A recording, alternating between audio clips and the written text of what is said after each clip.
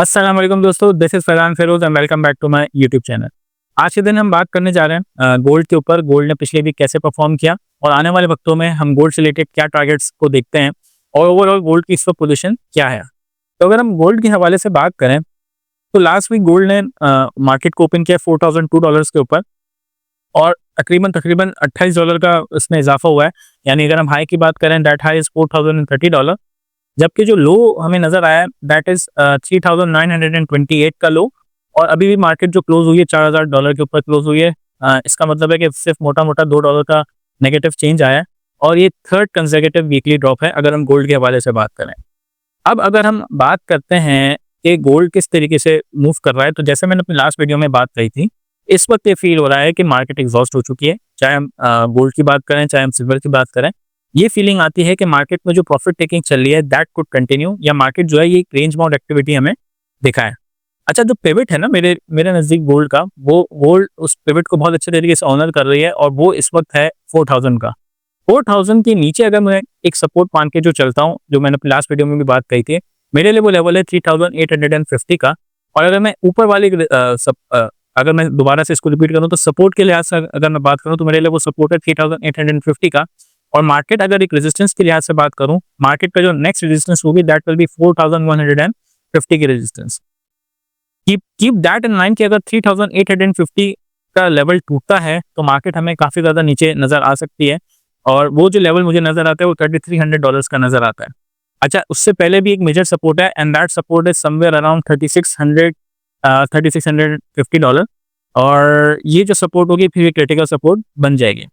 और अगर new highs gold ने बनाने हैं तो उसको $4,400 को ब्रेक करना लाजमी है। और इसी वजह से मैं कह रहा हूँ कि जब तक गोल्ड इस लेवल को ब्रेक नहीं करता तो मैं इस पॉइंट ऑफ टाइम में मजीद लार्ज सम एंट्रीज नहीं करूंगा। तो अगर हम सपोर्ट के लिहाज से अपने लेवल्स की बात करें तो सपोर्ट जो है हमारा पिवट हमारा 4,000 है, सपोर्ट हमारा 3,850 है और इमीडिएट रेजिस्टेंस हमारी 4,150 है। अच्छा, अगर हम कुछ टेक्निकल इंडिकेटर्स के लिहाज से भी बात करें तो RSI वाला जो इंडिकेटर है वो भी थोड़ा सा हमें इस बात को इंडिकेट कर रहा है कि मार्केट में एक कूलिंग ऑफ पीरियड आ रहा है या प्रॉफिट टेकिंग होती हुई हमें नजर आ रही है। और ये जो प्रोसेस है ये कंसोलिडेशन प्रोसेस को इंडिकेट कर रहा होता है। तो ऐसा भी होगा कि मार्केट यहाँ पे वंस अगेन नेक्स्ट वीक में हमें रेंज बाउंड मूवमेंट दे, जैसा कि इस पर्टिकुलर वीक में या जो गुज़िश्ता वीक मार्केट गुजरी है, जिस तरीके से मार्केट ने कुछ भी खास गेन नहीं किया, कुछ भी खास लूज नहीं किया, तो मार्केट इस तरीके से कंसोलिडेशन कर सकती है, रेंज बाउंड एक्टिविटी दिखा सकती है। बट इस वक्त भी लॉन्ग टर्म ग्राफ्स अगर हम गोल्ड की बात करें अपने मूविंग एवरेजेस पे काफ़ी ज़्यादा ऊपर है, इनकी वैल्यूज जो है काफ़ी ज़्यादा ऊपर है। दैट इंडिकेट्स के लॉन्ग टर्म के अंदर गोल्ड जो है वो अच्छे प्राइस एक्शन दिखा सकता है।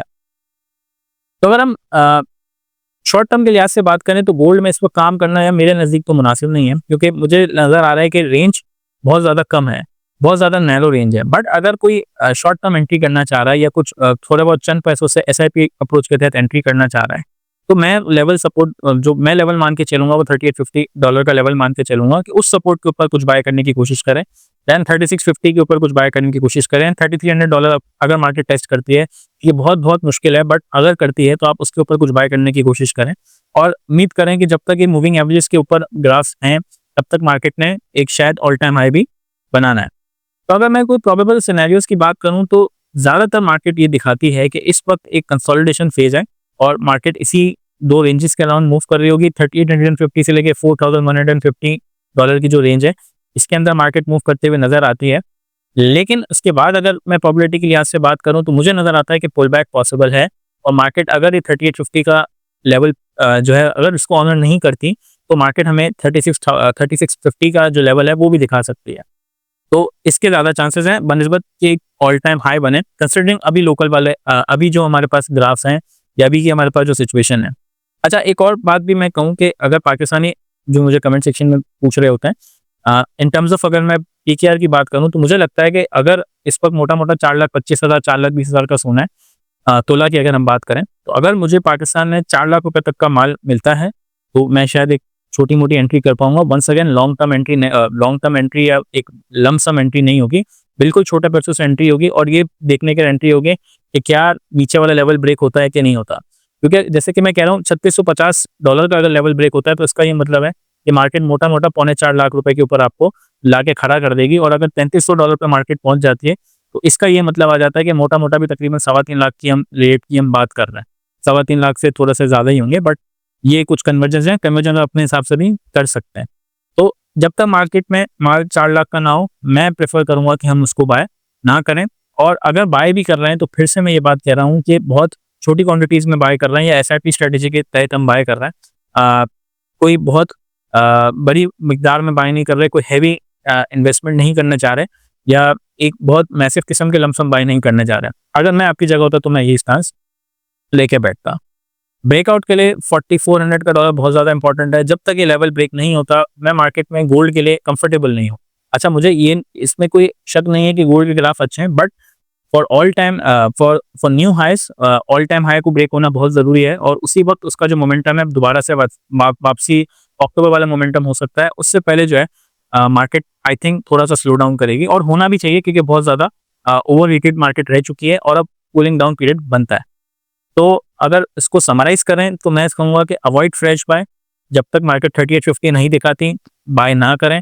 3850 दिखाती है, लमसम बाय एसआईपी अप्रोच के तहत बाय करें, और अक्यूमुलेट करने की कोशिश करें अपने स्टॉक को, या अपने आप जो भी जितना भी परचेज करना चाह रहे हैं। क्योंकि अगर 3850 ब्रेक होगा, आपको नीचे के लेवल में मिलेगा, और जब तक ये ग्राफ्स अच्छे हैं, मूविंग एवरेज के ऊपर है, हमें चांसेस यही नजर आता है कि मार्केट दोबारा से 4400 की तरफ जाएगी और उसको टेस्ट करेगी। और अगर 4400 ब्रेक होता है तो वंस अगेन हमें ये बात समझ आती है कि न्यू ऑल टाइम हाइज भी बन सकते हैं। तो ये मेरी स्ट्रेटेजी होती है। तो अगर आप इस तरीके से बाय कर रहे हैं तो वेल एंड गुड। अगर आपके जहन में कोई स्ट्रेटेजी है जो कि आप समझते हैं बेहतर है, आप वो भी कमेंट सेक्शन में बता सकते हैं, हम उसको भी देख लेते हैं, उसके ऊपर भी अपनी राय बना सकते हैं। तो ज़ाहिर है सबकी अपनी अपनी स्ट्रेटेजीज होती हैं, वही चीज़ को फॉलो करना चाहिए। बार बार मैं एक बात कहता हूँ कि ये वीडियोस का मकसद सिर्फ और सिर्फ एडुकेशन है, ये कोई सलाह नहीं है, ये कोई एडवाइस नहीं है, जस्ट एक एनालिसिस है जो मैं करता हूँ और मैं आपके साथ शेयर करता हूँ। और मैं यही चाहूँगा कि एडुकेशन हासिल करें, और इसी तरीके से आप अब ये दूसरों से भी सीखें और खुद भी सीखने की कोशिश करें। तो अगर आपको ये वीडियो पसंद आई तो इस वीडियो को लाइक करें। इस टाइप की वीडियो अगर आपको पसंद आती है तो मेरे चैनल को ज़रूर सब्सक्राइब करें। और अगर ऐसे टॉपिक के ऊपर वीडियो बनाना चाहते हैं जो अब तक मैंने नहीं बनाई, तो आप कमेंट सेक्शन में भी लिख सकते हैं, और मुझसे ईमेल पर भी राब्ता कर सकते हैं। मैं उसके ऊपर ज़रूर वीडियो बनाऊँगा। Thank you.